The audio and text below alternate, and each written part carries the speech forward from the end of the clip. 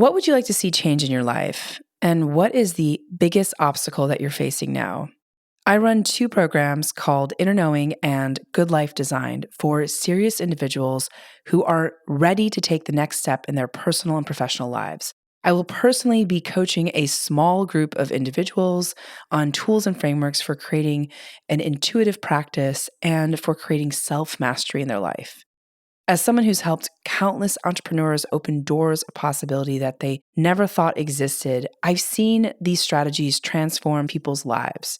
The best part is that you'll 10x your output, unlock your creative genius. I'll work with you weekly to overcome your limiting beliefs. I'll teach you how to create clarity, processes, develop your intuition, and set a new framework on how to live your best life. And you'll get access to guided meditations that I have personally created that are not available anywhere else. We'll create a new self-concept that you can practice moving forward.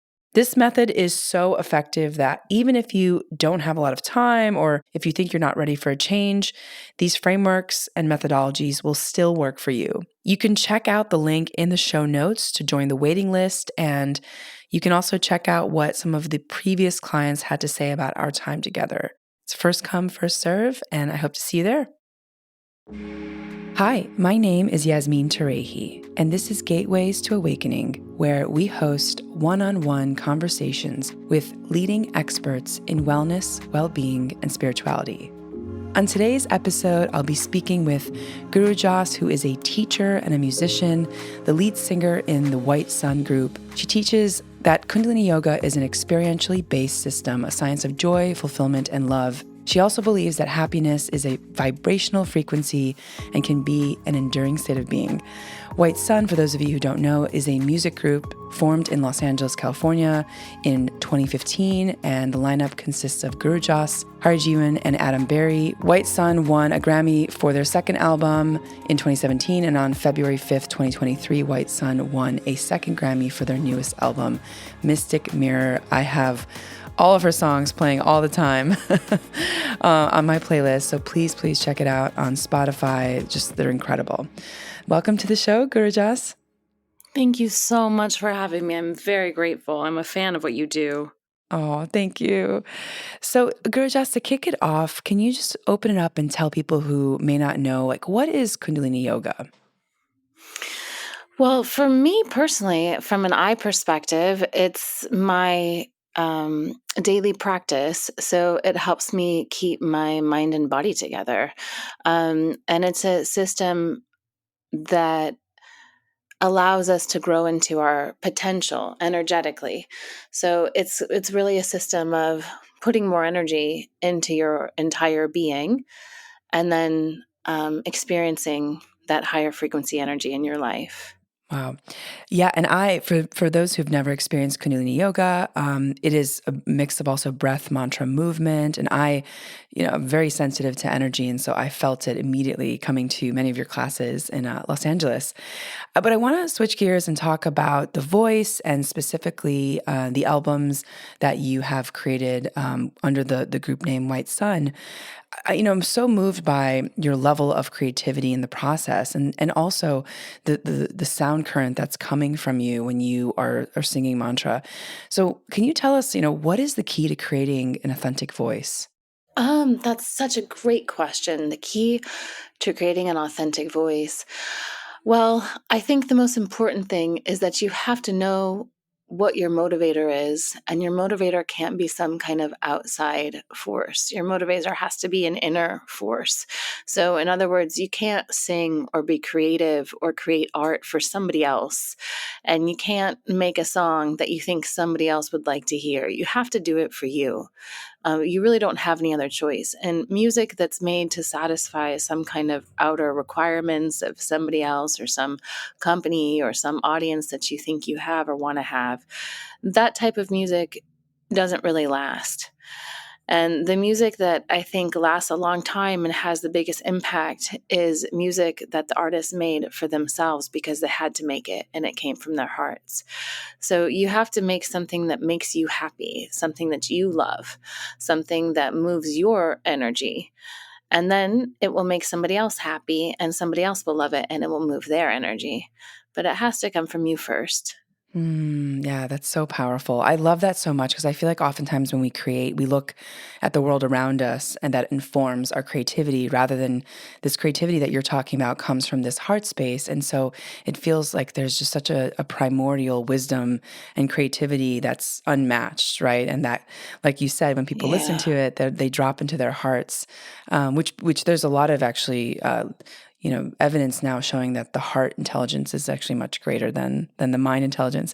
So you have so many different types of songs. How do you decide what you want to sing? And are there different types of ways that you kind of melodies or kind of ways that you want to show up as a singer? I'm just curious. What is your Mhm. process like when you decide what to put together?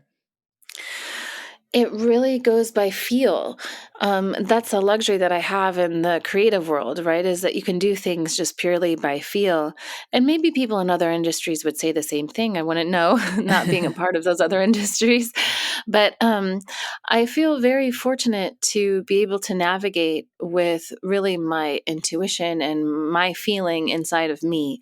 And that's how we will work with other people, build a team, find other musicians. And that's where one note leads to the next note, or one lyric leads to the next lyric. It's just all kind of by feel.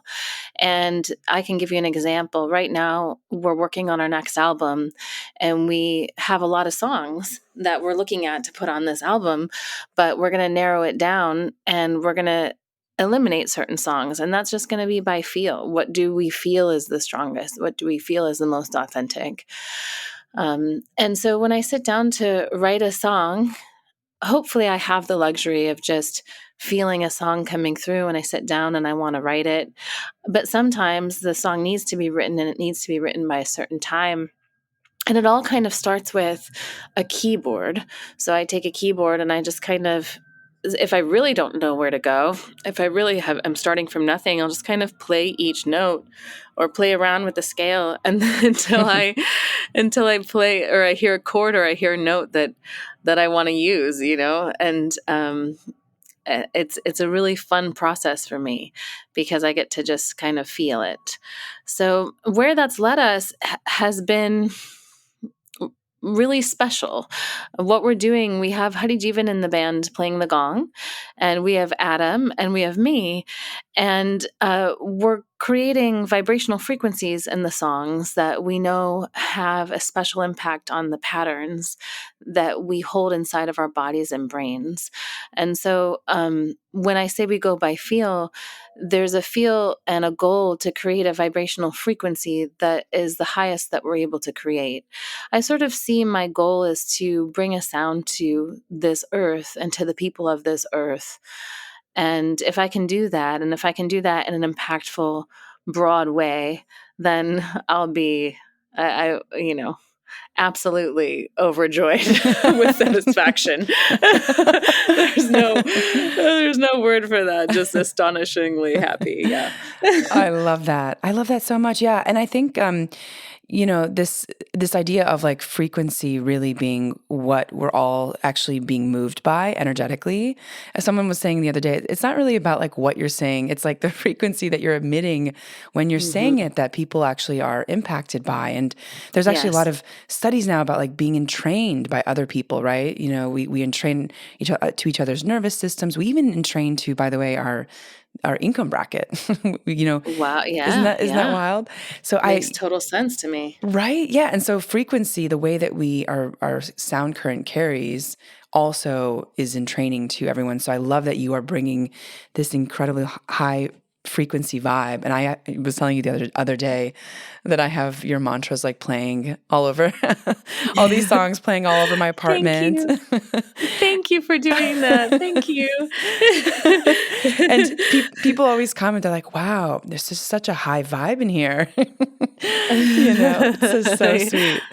So I want to also, just thinking back to, I went back and I watched the acceptance speech of one of the Grammys that you won, and it was so sweet. I think you said, we just want to make this world a better place. And I was just so moved by the genuineness of that comment, like just how much you care about the collective and how it's because I think most people when going back to this creative process are oftentimes focused on what it can do for them. But I sort of feel like the way that you've been creating has been like, what can this do for the collective? And I just wanted to Thank you. acknowledge that. Yeah. Thank you for saying that. It is sort of just how I'm built, that I need to understand inside of myself that what I'm doing is contributing to someone else's life. And there's countless ways to contribute to other people's lives. So I think a lot of artists are doing that, or all of them are doing that. But speaking for myself, I'll give you an example of something that just sort of made me want to write 1,000 more songs. So there was a mother that I was talking to. The kids tend to be more sensitive than adults. These kids that are on the planet right now, they're more sensitive and they're more in tune, I would say. They sort of are a different species of humanity in some ways, with their extreme powers of intuition and sensitivity and intelligence and frequency. So they respond a lot to the music. And one of the mothers told me, she said, we tried everything on our son because he had really bad psoriasis, like psoriasis so bad that it actually, the first time I met the boy, he was covered in Band-Aids. And a lot of times little kids like Band-Aids, they just like them. So they want to have their box of Band-Aids and they want any excuse to put the Band-Aids on their body. So I thought that he was playing a game, like all the bandages covering him. I thought that was him playing with the bandages, but it wasn't. It was really, really bad psoriasis, and there were sores all over his body. And they had tried everything, and they had a lot of resources, so many doctors, Zoom calls with doctors across the world when the local doctors couldn't help, and all kinds of medicine. And they said that they would spend a couple hours during the day changing the bandages. Just horrible, just horrible. And this little boy was 3 when I met him. But the mother started to play one of our songs. In her case, she played Bohut Tukaram, and the reason why she played it is because her son liked it. There wasn't any other reason. She was playing it for him because he liked it. It's not that she was playing it for him because she wanted to heal his skin condition, or she knew what Bohut Tukaram meant or what it does. She didn't know any of that. He would just request it all the time once she discovered it. So she started playing it for him, and his psoriasis went away. And it's certainly not my opinion that the mantra made the psoriasis go away. It was her opinion. She said, I know that it was the song. I know that it was the song that I played for him that made it go away, because as he would lay down on the couch and ask to listen, he would get in the car and ask to listen, and it started to heal him. And so if we explain it in terms that are more familiar to us, what happened? Well, everything is held in patterns throughout the body. We have neuron patterns. There's neurons in the gut. There's neurons in the brain. There's patterns held in peptides. The peptides dock onto the cells. The glands create patterns as they pump hormones through the body and so on. And so these patterns, they all have frequencies, and the frequencies are created by us, the generator of these patterns. So if you put a new pattern into the body, the old patterns are corrected. Or if you put a positive pattern into the body, the one that was holding the psoriasis can maybe start to rewire itself. And so in this case, their neural nets in this boy's brain that were holding the psoriasis, they were rewired with a higher frequency of this song, and the problem went away, because we treated the cause of the problem instead of treating the problem itself. And this went on outside my awareness, right? I didn't make that song to treat psoriasis. Not in my wildest dreams did I think it had any relation to psoriasis, but in this case it did. And you could say that it's a coincidence, and I wouldn't disagree with you because I don't know. But then how do you explain the other 100 stories that I have? Of people telling me the same thing over and over again, of these examples of somebody healing her shoulder and she didn't need surgery that was scheduled, somebody experiencing paralysis, and the doctors couldn't explain why she was healed and walked out of the hospital. I mean, I have so many stories like this. And I think it's important that we have our own experience. You shared that you play the mantras in your apartment. And that's because you have, on some level, an experience that they have created a positive change for you or a positive contribution to your life in some way. So I always tell people, just give it a try. Um, and if you don't like it, who cares? It's not a big deal. Try it and see if it does something for you. Play it for, a week or two and just play it on repeat 24/7 and see if it does something for you. And if it doesn't, it's fine. If for something not to be your cup of tea, but if it does, there's no really limit to what can happen. We're still trying to understand the stories that people are telling us. And science is still trying to understand exactly the impact sound has on our bodies. And we have a couple universities in LA, and including a neuropsychiatric hospital, that has worked with our music. And now we're trying to put that frequency into songs that are in other languages, because I love singing in other languages. We have songs in Spanish, and our next album is going to be in Spanish. We sing in ancient languages, and so English language, of course. And so we want to put these frequencies into other languages as well, because we want to really honor all people. Wow. Gurujas, that's amazing. And I've seen, a lot of studies as well about science seems like it still has some, needs to catch up on some of the ways that sound can heal. But I've seen many studies come out, mantra being also a way to change the neural networks in the brain. Yeah. And we've had a couple people on the show who have like PhDs in like sound, binaural beats, all these kind of different sound modalities. And the research Wow. coming out has been really fascinating. I'm like now curious, because I have a Middle Eastern background. I'm like, would you ever put it in an Arabic song? I would be honored. My family is Arabic, actually. My sister is married to a man who is half Iranian and half sorry, why am I blanking? Jordanian, and he speaks Arabic and he speaks Farsi, but I think more Arabic. And my nephews speak Arabic, Oh, so wow. I would love to record something in Arabic. I would love it. As soon as maybe I can ask him to teach me. Amazing. Yeah, there's this like really cool thing in Arabic. I forget the exact name, but it's like a yul. It's kind of like it's a long I want to say ululation, but that's not the right word. I'll have to remind myself like what the name is, and I'll send it to you. But Yeah. so I want to talk a little bit about creating an authentic voice for people listening who may struggle with being able to speak their truth, or who might feel, blocked in their throats. Also, a lot of women, I've just noticed generally that I think mainstream society, I think just all this just intergenerational trauma of speaking the truth as a woman, I think has been kind of a pervasive theme in culture. So I'm curious, how do you teach people to really tap into creating an authentic voice? And I know that you taught a vocal lab recently.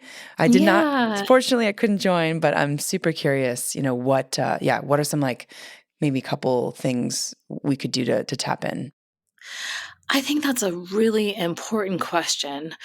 When we talk about the neural nets, just to like carry that over, a lot of the patterns that we hold in our brains and bodies and our systems are a result of outside forces. So we kind of like run programs in our bodies. We collected a lot of these programs in the womb, and then we collect more from peers and society and extended family and caregivers and school and teachers and so on and so forth. So a lot of these patterns, they don't really belong to us. In a lot of ways, they sort of came we arrived under the influence of these patterns. And we want to make sure that whenever we're using our voice, that it is our voice, and that we're not a parrot for something that was installed in us somewhere along the way. And that's a tricky thing. That's a very tricky thing. But it starts with the awareness that it could be happening. And then you can kind of navigate from there. You need to be a sovereign being. We need to be sort of sovereign, independent, strong people. And we can't buy somebody else's version of reality, especially if their version of reality makes us feel bad or weak or powerless in any way. And one thing that I personally am concerned about is a pattern program being run on the planet Earth right now, where a lot of people are looking at themselves in the mirror and they feel bad about the image that they see reflected back to them. And I'm very concerned about this because there's no justification for feeling weak or negative about who you are or how you were born. It's not okay. We should feel empowered. We should feel like powerful people. We should feel like influential people. We should feel happy and loving and like we have something to contribute to the planet Earth. And if we are feeling negative about ourselves in any way, including, viewing the world as an adversarial place, if there's any pattern that we're running inside our mind body system that makes us feel bad, it's the wrong pattern because it's away from love. We have two forces on the planet Earth. One is fear and one is love. And all negative things come from fear and all positive things come from love. So if you're feeling positive, you're on the love side. And if you're feeling negative, you're on the fear side. And it's not that negativity doesn't exist. So we would never ask somebody, ignore the negativity in the world, pretend it's not there. Of course it's there, but get on the other side of it. Get on the side that makes you feel empowered and happy and blissful, because that's the life you deserve to live. And you don't want to come to the end of your life and say, I spent decades feeling disappointed, powerless, downtrodden. That's a horrible way to live. And yet it's a very pervasive program right now. People feel bad because of their gender or the color of their skin or their economic status or their religion, or on and on and on and on and on and on and on. And this is not a way to live a life. This is not a fulfilling life. This is not a happy life. If we're constantly focused on these things, it creates a feeling of powerlessness within ourselves. So it's not that negativity doesn't exist. Of course it exists. But what are you going to choose to amplify? And what are you going to choose to experience? The happiest people on the planet Earth, there's an output of effort. And then there's also an output of reward. And that effort has to be a positive effort to try to build something. So finding your authentic voice is making sure that you're not regurgitating something that you were taught or given or programmed into by some outer force, especially if that outer force is not on the love side of the polarity. It's like sometimes I use the example of like a parrot. So it's sort of silly. It's silly. I know it's silly, but at least it illustrates the point. So if you have a parrot as a pet and you want to train that parrot to say something, you just tell them over and over the same thing day after day after day. And when you first tell them, you tell the parrot to say hi. You first tell them, they just look at you and nothing happens. And then you tell them again and again and nothing happens. But over time, the parrot starts to say hi back. And it's not that the parrot knows what it means, and it's not that the parrot knows where it even came from necessarily, but they're saying it back because they've heard it so many times. And I don't want people to say things back that they've heard so many times when it makes them feel powerless and negative, right? Say things that make you feel good. And then if you feel good, that good feeling is going to go into your glandular system, into your neural nets, into your hormones, into your peptides, and those peptides dock onto your cells, change the nucleus of the cells in your body themselves, the smallest unit of consciousness. And then you have a good feeling because you chose it. And your cells vibrate with that feeling. And now you have a different life, a happier, more fulfilled life. And you don't let the outside forces, whatever's happening in the environment, you don't let it get you down. So this is why we're in a planet right now with a lot of unhappy people doing a lot of negative things. And there's so many ways we can put it. We can get very specific or we can get very general, but we at least know that we're going in the wrong direction because we're on a planet right now that is less happy, less fulfilled, less prosperous, more angry, and more divided than ever before. So whatever we're trying, it's not working. We need to try something else. And so I think if you want to try if you want to be authentic, find your authentic voice, make sure it's your voice first. Just kind of have that idea in your consciousness that you're not going to regurgitate something you've been told. Examine what you've been told and feel in your heart whether it's right or wrong. Does it make you feel love? If not, then whoever is, dishing out the negative programming, that person's not someone that you should listen to. That person's somebody that you should avoid because it's making you feel bad. So anyway, I think that being sovereign and independent comes first, and then you find your own voice, and you make sure that it's unique. Wow. So I want to go back to this idea of what makes you feel loving and what makes you feel love in your body Mm-hmm. versus what makes you feel kind of this contractive energy. Because I think a lot of people are sort of unconscious about, sort of being unconscious of Yeah, of of course. right. And so, if I was, and I'm just like really thinking about our audience here, the people listening in, who might not know like how to start, right? And so, Sure. looking at examining their beliefs and like looking at their surroundings and really kind of connecting with their body. But what's like one thing, like if someone was coming, straight from a completely different, worldview, what would be like the first thing that they could do today to start shifting their, their energy, even if it's something very, simple, like putting on, new music, but and also I'm curious because I think this part is important. What you pay attention to, right? You get more of, and so Mm-hmm. what do you sort of pay attention to, Gurjas? Because that could be like a good proxy for others. Like do you watch movies? I mean, I think that there's so much programming happening all the time, social Yeah. media and like Yeah. film and TV and Yeah. So yeah, I'm curious, like how do you stay kind of grounded in your own authentic voice? Yeah, wow, that's such a good question. And also, I would say that sometimes the most simple things are also the most powerful. And it's almost deceptive because there's so much power in these very, very simple things. And it's easy to overlook the simple teachings because we go, oh, well, it must be, it's simple, so it must be small, but it's huge.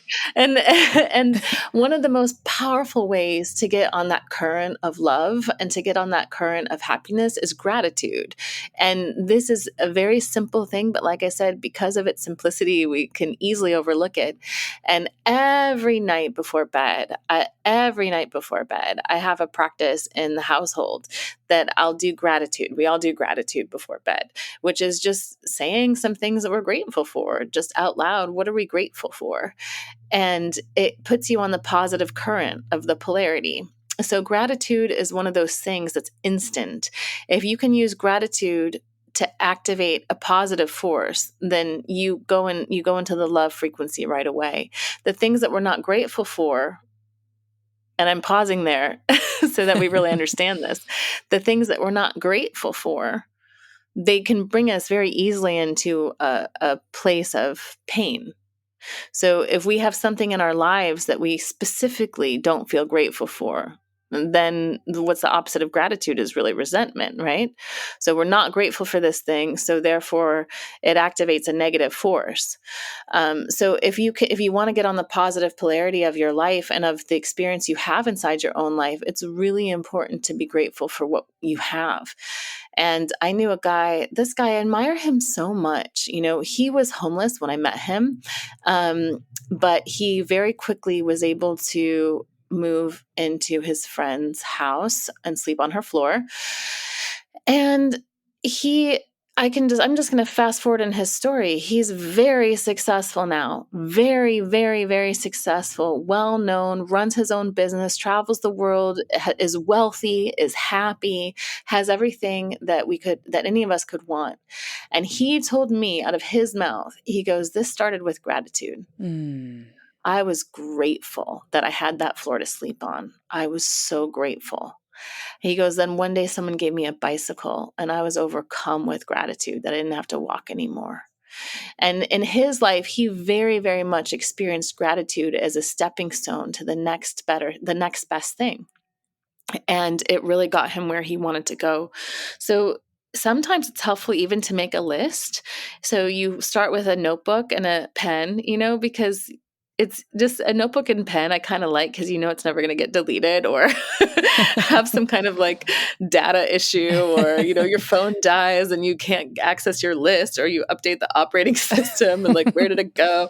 So if you just get like a notebook and a pen and write down the things that you're grateful for, and then every day just add on to it. It's a way of activating a very positive force in your life. And it's not only a start, it's not only to just jumpstart it. I mean, it's something you can do your entire life.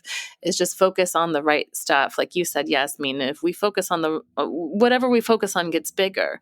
If you and I wanted to all day talk about the city we live in, right? We live in Los Angeles. You and me could talk about Los Angeles all day and how it's run and how city council is and where city hall. We could just get really, really we just talk about Los Angeles all day long. And then we'd be thinking about Los Angeles all day long because that's all we're talking about, right? And then our whole life becomes about Los Angeles because we talk about it today, we talk about it tomorrow, and then we find other people that want to talk about it with us. And then we just get really into the city that we live in. It consumes us. And that's with anything. If you are focused on something, it's going to get bigger and bigger and bigger. So one thing that we found is not effective is focusing on painful things that make you feel weak. If you focus and talk about painful things that make you feel weak, they're going to get bigger and you're going to feel weaker. So we want to be really cognizant of where we're directing the mind. And if we really understood how powerful we are, I think this concept would be easier to digest and understand and implement, right? If we acknowledge that we're extremely powerful people, that we have an immense amount of creative potential. You talked about the heart center earlier, Yasmin, and the power of the heart. If we really acknowledge who we are and the infinite potential that we have, then we know it's very important to direct our energy, because energy is power. And whatever we're giving our power to, we're feeding and making it bigger. So focus on the right stuff. And the Tibetans have a saying that, or it was said, I think, of the Tibetan system, that they have an understanding of cause and effect finer than the grains of sand. So it's like cause and effect, finer than the grains of sand. So anything that we do, it has a ripple. It creates a ripple. So use the wrong language, it creates the wrong ripple for you. Use the right language, it creates a positive ripple for you. You direct the mind to a painful place, the pain follows. You direct the mind to a positive, happy, loving place, happiness and love follow. So it's very simple. You asked for something simple. It's very simple. Let's just be grateful. Let's just think of some things we can be grateful for. And then, like a muscle that you start to build strength in, it gets easier and easier. And all of a sudden you can be grateful for everything. You can be grateful for your past because it led you here. You can be grateful for your future. You can be grateful for what you have. You can be grateful for people who you perceived treated you wrong because you needed them to treat you wrong. So you could learn certain things, and we're grateful for the lessons. I mean, on and on and on and on. You're just like flexing a muscle. You get better and better at it, and you build the positivity. Wow. Gurujas, thank you so much for that reminder. It's a long time ago, I used to do these like 5-minute journals of, the gratitude journal every night. And I stopped it for like a couple of years now. And I'm like, after this conversation, I'm going to bring it back. So I just, because it's just so easy to shift your energetic state when you shift into this idea of gratitude. Like, of course, there's so many things to be appreciative of, even just being alive, and also being healthy, right? Because I think everyone cares so much about so many things until their health deteriorates. Then that's the most important thing. So just that alone, right? It's like, hey, I'm healthy and I'm not fighting for my life right now. Yeah, so true. So that's really important. Yeah, totally. So Gurujas, what are some of the changes that you've seen people experience when doing Kundalini Yoga, and also, from a vocal perspective, from even like a voice perspective? Like, what have you seen? That's such a vast question, a very good question, and very vast. Let me think about that. I mean, I've seen people really just become happier. And I'm putting things in simple terms because it makes me feel good to think about things in a simple way, because really the world is very simple. We come here with a certain destiny, and a certain fate. And there's these two paths that we have before us. One is destiny, one is fate. We all kind of understand what that means, right? One is a higher path, and one is sort of a lower, more painful path. And I think what the Kundalini does is it allows us to really achieve what we came here to achieve and then some. And the feeling of love and satisfaction and fulfillment that follows a person on their destiny path is something that everyone deserves. Everyone deserves that feeling of really feeling like you've made an impact, like you've come down here and you've done what you came to do. And Kundalini puts you on the positive side, that love side. And I would say that love side is the destiny side of things. And when we go to that fate side, we can easily go into the pain side of things, the fear side of things. And no one deserves that. So whether you're cut out for Kundalini or not, whether you like it or you like doing something else, it's fine. But if you do feel drawn to Kundalini, we know that it can help raise your vibration. And if our vibration is raised, we feel better. So there's lots of different ways to do it, but the way that Yasmin and I know has been very effective for us personally is trying this Kundalini Yoga, which raises the consciousness. So Yes. yeah, for that reason, I recommend it. And I recommend if you don't want to do the yoga, it's perfectly fine. Try playing a mantra. If you don't want to try playing a mantra, it's perfectly fine. Try the gratitude. And if you don't want to try the gratitude, it's okay. We have another thing you could try. You could inhale and mentally chant victory, and then exhale. So you just inhale, say the word victory, and exhale. Victory has a certain nod, it has a certain sound current to it that sends a positive vibration through the body. So there's something for everyone. But I think what we want to do is just find the motivation inside of ourselves that we're going to do something today that's better than what we did yesterday. And tomorrow we're going to do something that's better than what we did today. And you're doing it really for yourself. It's a beautiful, positive, loving way of being selfish, because it's going to reverberate out into the world and help all people. And this is how we raise the vibrational frequency of the planet. We got into a little bit of trouble in 2020, and not just with COVID, with a huge amount of things, a laundry list of things. And the vibration of the planet had to frequency match these things, right? And in a way, the vibration of the planet allowed it to happen. So if people start vibrating at a higher frequency, if they start putting more love into the world, gratitude into the world, fulfillment, their own soul fulfillment, if they start seeing themselves in a way that gives them strength instead of seeing themselves in a way that gives them weakness, this has a ripple effect, and we change the frequency down here. And then we all live in a better place. So it sounds simple because it is. It really is simple. Don't buy into someone else's version of reality that takes you in the wrong direction, in the direction of feeling negative or angry. Mm. Yeah, absolutely. Absolutely. I'm so grateful to have found Kundalini Yoga. And I don't know if you know the origin story, but we had Kim Kranz on the show about a year ago now. And I'm clairaudient, so I can actually hear, I get downloads all the time. And I heard this message to ask her where she lived, which is like something I've never done in 140 episodes. Never asked my Wow. guest that question. So I did. I said, and I even looked it up online before the show. I was like, but she lives in Portland. Like that's what it said. And then I found out that she lived in Los Angeles. And then it was like, I think the follow-up question was like, well, what do you do, most of your time? What do you spend a lot of time doing? And she mentioned Kundalini Yoga because she'd also mentioned it on the interview.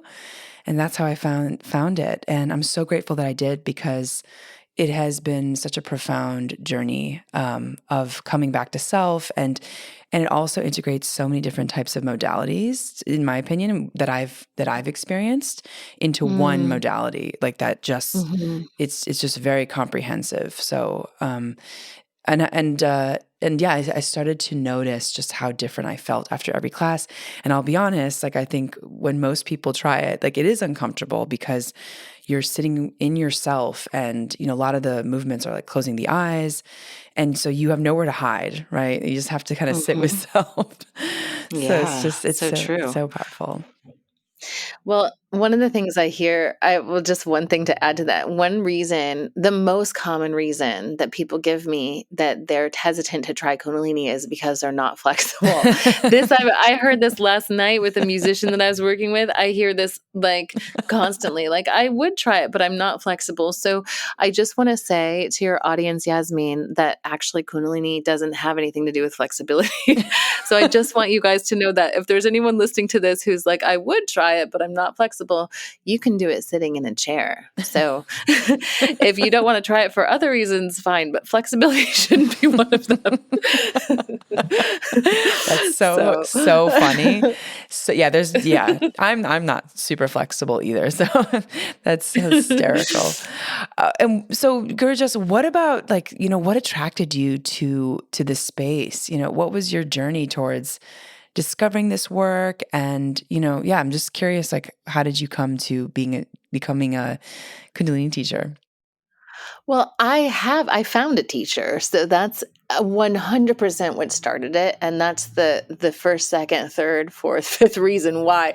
There's no other reason. So I found my teacher, and then, everything else started to unfold.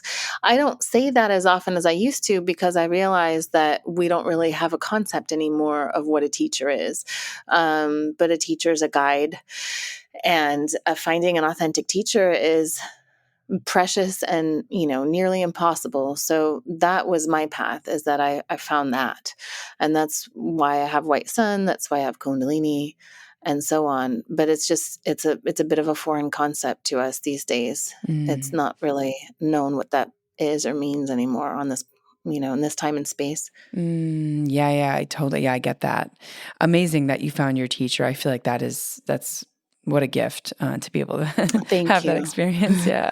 Thank So, you. Gurjas, what about the things that may have surprised you the most on your journey, looking back, especially when it comes to White Sun and some of the voice work that you've done with regards to voice? What has surprised you the most? Wow, I love that question. I mean, it's wow. So I think I would come back to that idea of those two paths. You can go left or you can go right, you can go fate or you can go destiny. And kind of in the spiritual systems, they use the word dharma and karma. And so when we talk about cause and effect, and the Tibetans having an understanding finer than the grains of sand of cause and effect, it's really karma that we're talking about, which is cause and effect, and dharma, which is the destiny path. And in my case, I see such a huge gulf between those two sides. It's like when you're driving, let's say if you've ever driven down the highway and you've missed your exit or something and you didn't realize it. Well, it's before you know it, you've gone very, very far in the wrong direction. And let's say you didn't realize it for hours, or you've gone hours out of your way. And if you extend that to days or to weeks to months to years, all of a sudden you're nowhere close to where you wanted to go, and it's almost impossible to go back. So I kind of look at my life in those terms. I could have gone the fate path, but I went the destiny path. And that's the most astonishing thing to me. I mean, that's the miracle that I've seen, is my own miracle in my own life of being able to choose one direction or the other, and how I can see very clearly where each direction would lead. And when I say very clearly, I mean with the somewhat limited understanding, right? Of I don't have some kind of omniscience. I want to put that out there. It's but my limited understanding and my human mind and body, that I know that these two directions are very different. Right. Yeah. And to me, that feels like a miracle. Mm. And what about folks who may have inspired you on this path? Like, who do you look up to today? And what inspires you about them? Well, besides my teacher, who I've been abundantly clear about. But besides that, I look at anyone who's created an impact on the planet Earth, and I think that that's incredible.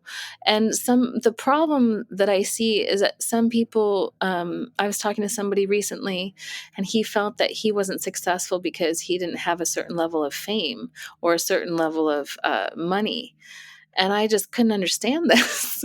I talked to him for a long time, and I said, "But look at what you did. Look at all the people you've affected. They might not know who you are, but because of the nature of your art, he's a musician too. Because of the nature of your art, you have millions and millions of people feeling your vibrational frequency." And I couldn't believe that he felt that he had been some kind of like failure or something, because he was using these measures of these sort of more societal measures of what success is.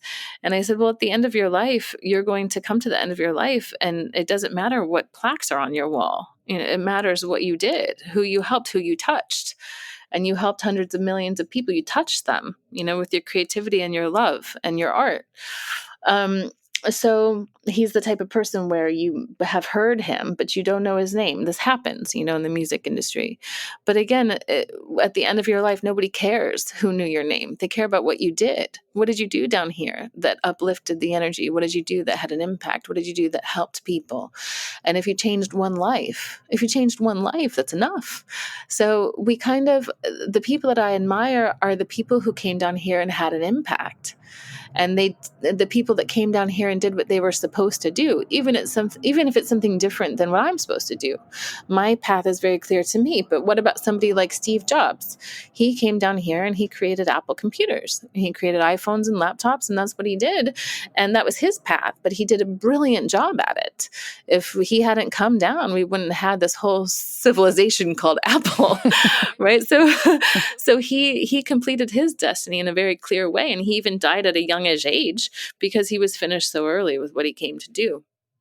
So, people who they know what they're supposed to do and they do it. I really admire somebody with that type of discipline and that type of drive and determination. And anybody that has an impact, even if you don't know their name. In fact, most people, you don't know their name, who are out there helping people. I remember there was this movie, I think it's about, I don't know what it's called. Maybe it's called Kumbh Mela. It's some movie. But there was a yogi in this movie who'd been holding his arm up, which was a mudra. It's a meditative mudra.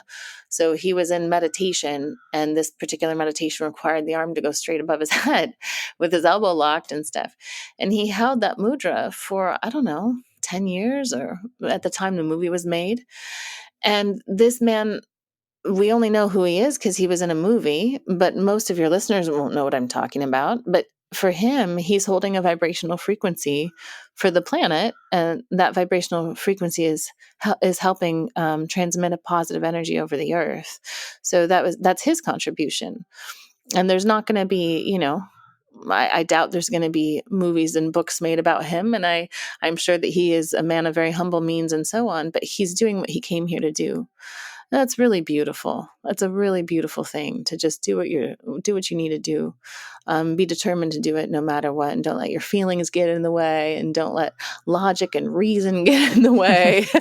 Just do what you're supposed to do. I think that discipline's really beautiful.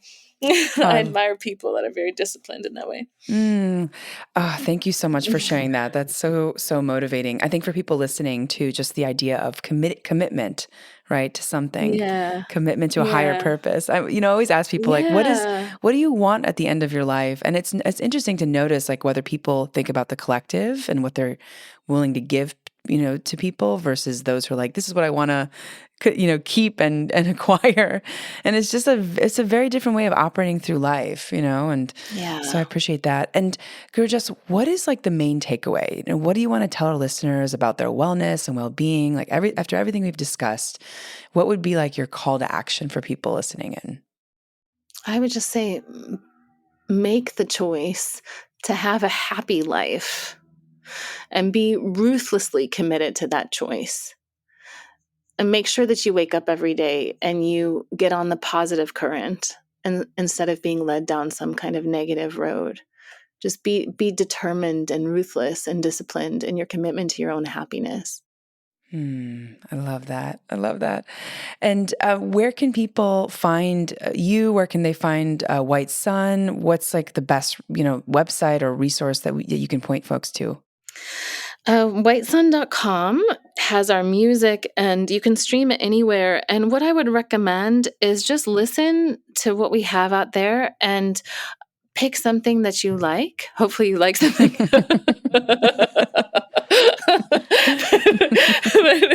Pick something that you like and give it a listen, and then listen to it for a long time. We always recommend, Yasmin's heard this a million times, we always recommend to find a device in your house, an old phone or an old iPod if you have one of those, or if you've ever heard of those, or like a speaker. I get these speakers off of Amazon for $20, but just like play something and just let it go and play it at a low volume and see how the positive frequency starts to affect things for you. That's what I would recommend. So find something on whatever streaming service you use and give it a try. Amazing. Thank you so much for your time, Gurujas. This has been so delightful, and I feel so inspired and joyful after this conversation. Thank you, Yasmin. You're amazing. It's just an honor to be here with you. It really is. I admire what you've done. Oh, thank you so much, Gurujas. That means so much to me. As we spoke about earlier, these things are oftentimes labors of just love. Yes. So for our audience, thanks for joining and for listening. In this episode, we learned about White Sun and the ancient technology of sound and frequency with Gurujas. You can tune into Gateways to Awakening, where we host one-on-one conversations with leading experts in wellness, well-being, and spirituality. Thanks again.